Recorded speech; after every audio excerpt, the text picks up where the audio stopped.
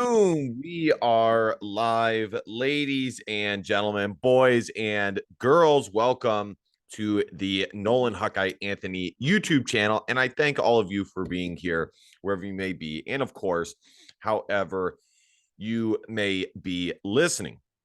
I will be reacting quickly with regards to the Iowa versus Bethune-Cookman first game of the season with Iowa basketball. It was good to see them back there on the court again.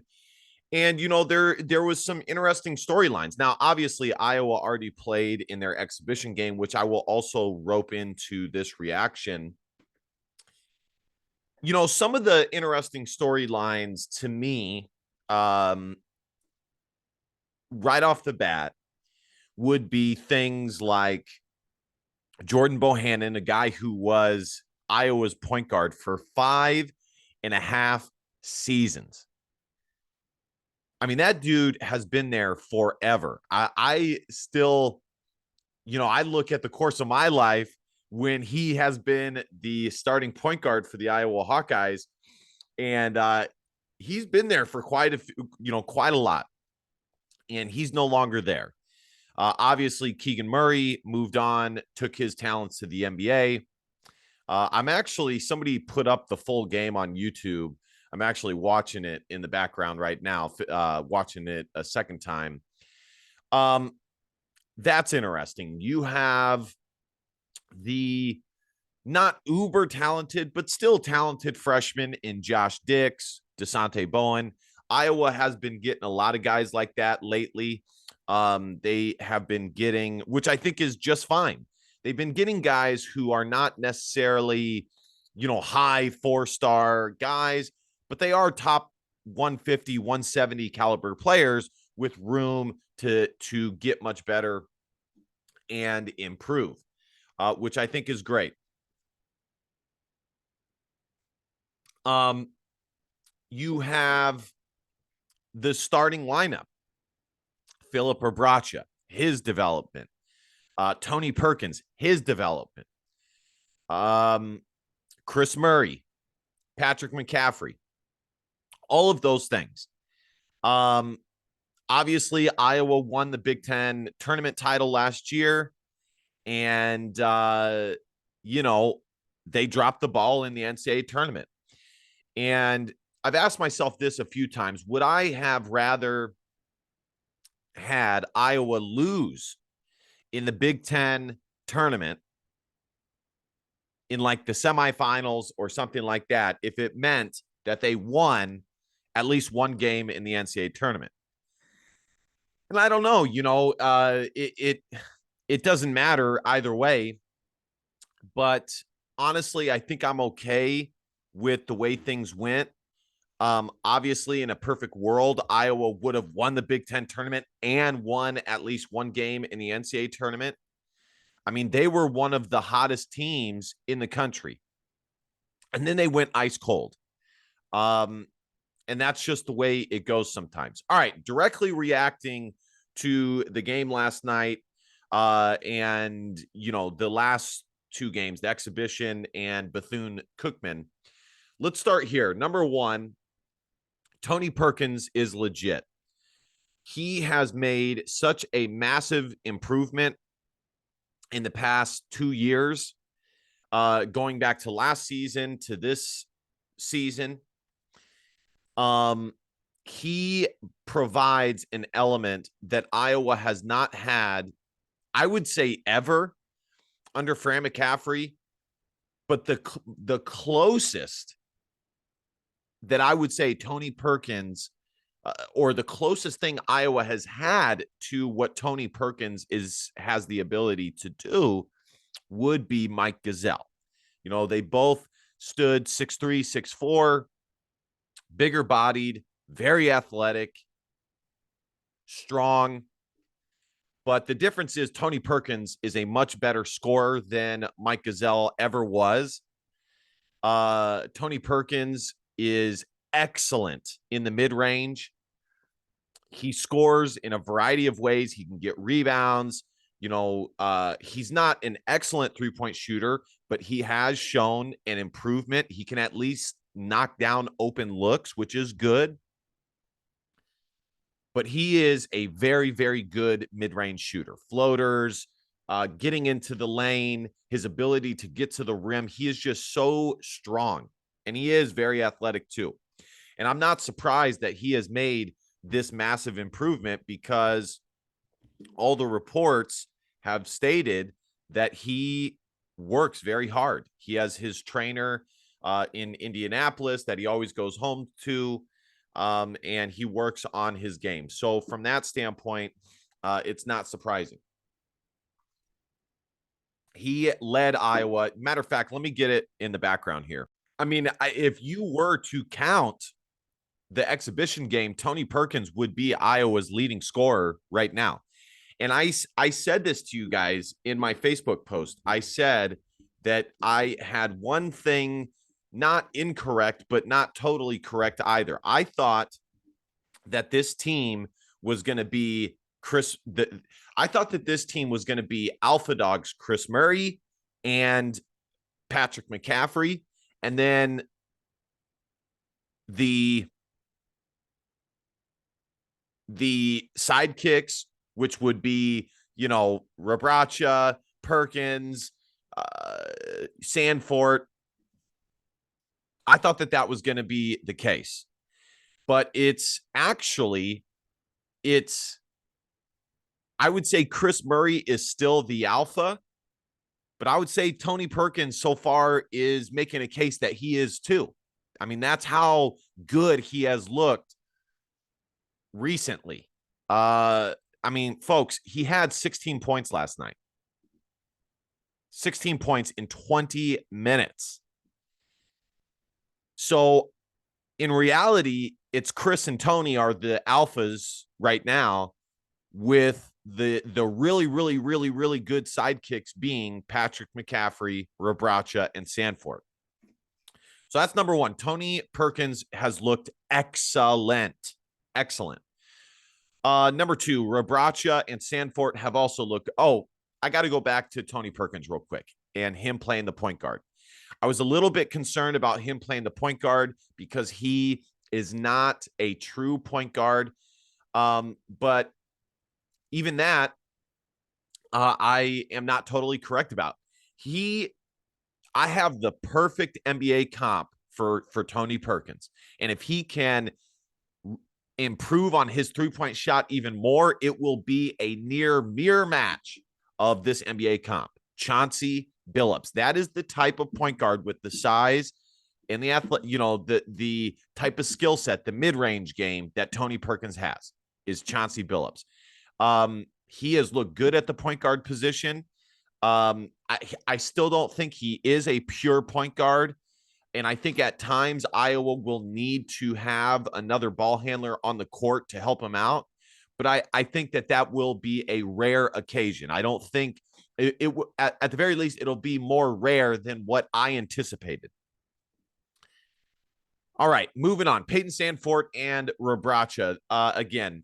Rebraca has been way more aggressive. Sanford continues to have no conscience. Sanford looks even more athletic than he did last year. He really does. He looks a lot more athletic than he did last year. I do think he will have struggles at times guarding the opposing team's two guard, because here's the thing.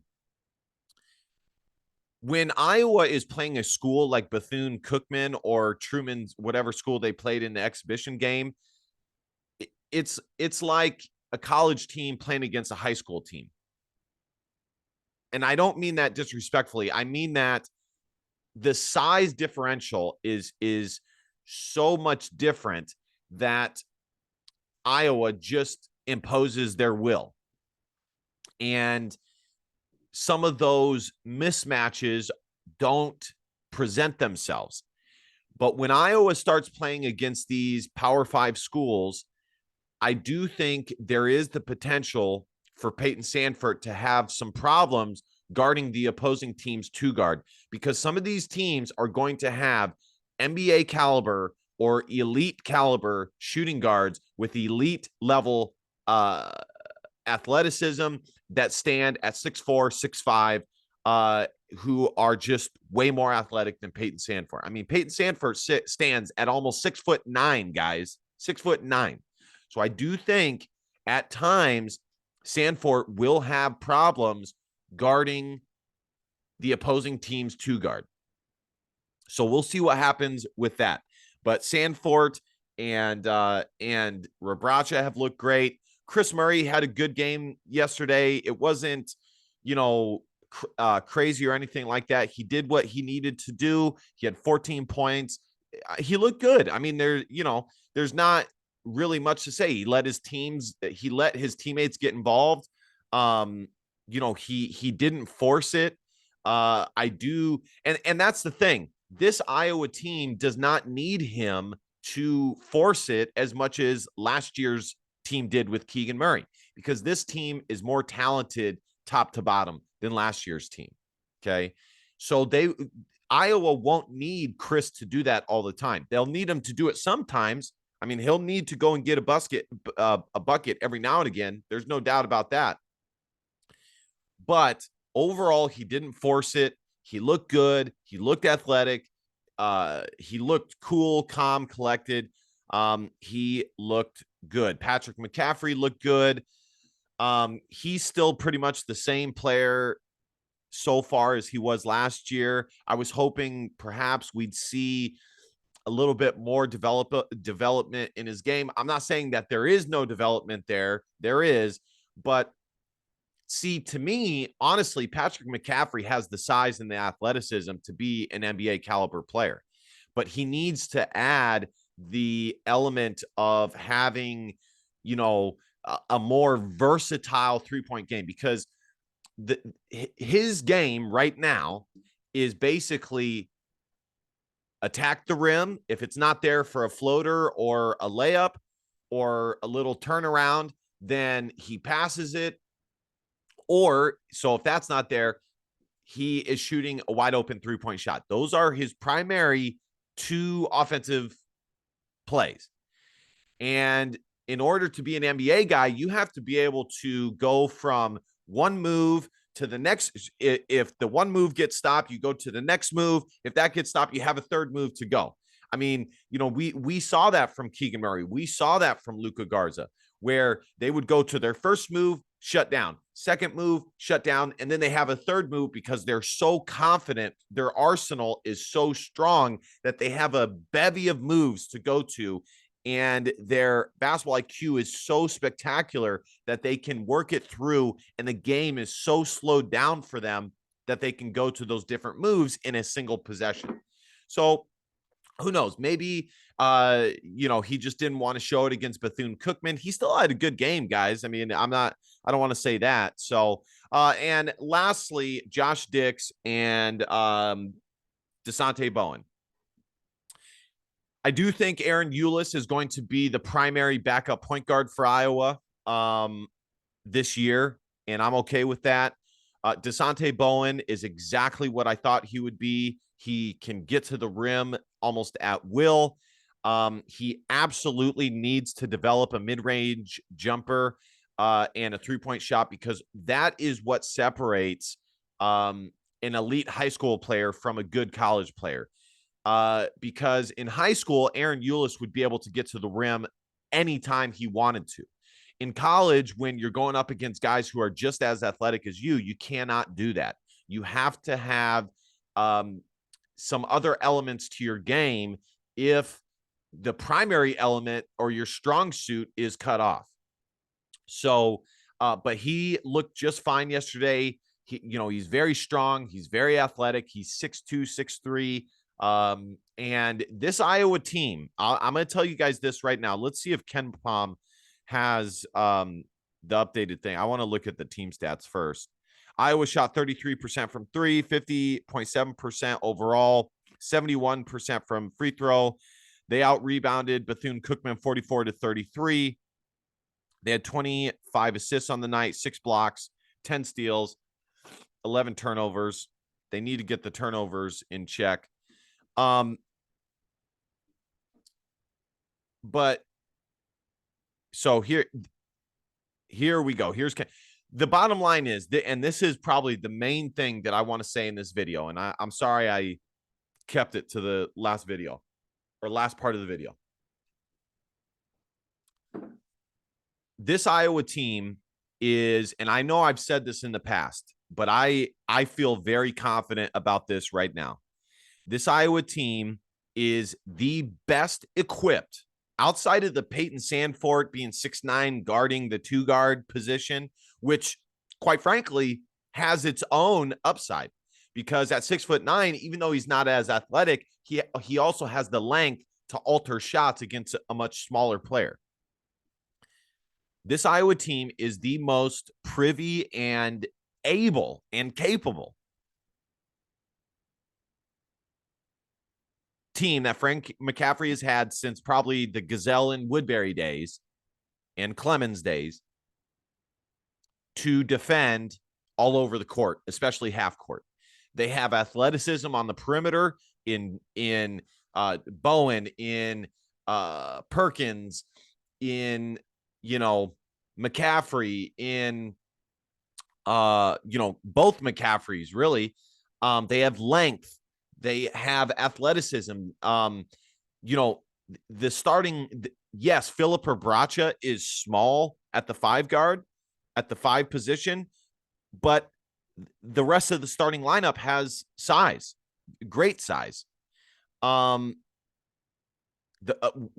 positions 1 through 4, point guard 6'4", shooting guard 6'9", small forward 6'8", power forward 6'9". I mean, great size. So this team better be a top 75. If this team is not a top 75 defensive efficiency team, I will lose it. Okay. Because there is no reason that they cannot be. They have all of the pieces to be a solid defensive team. I'm not saying elite.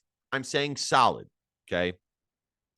Currently, after last night's game, they have the 69th best defensive efficiency team in the country, which I'm totally fine with, and the 6th best offense efficiency team.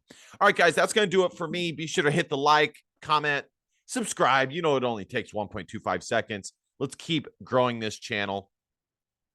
It's good to have basketball back. It's good to be hanging out with all of you, of course. And I will see you guys next time. DBAP, don't be a pussy willow. In fact, our feelings, because your feelings just don't matter. Love you guys. See you guys next time. Bye-bye. Go Hawks.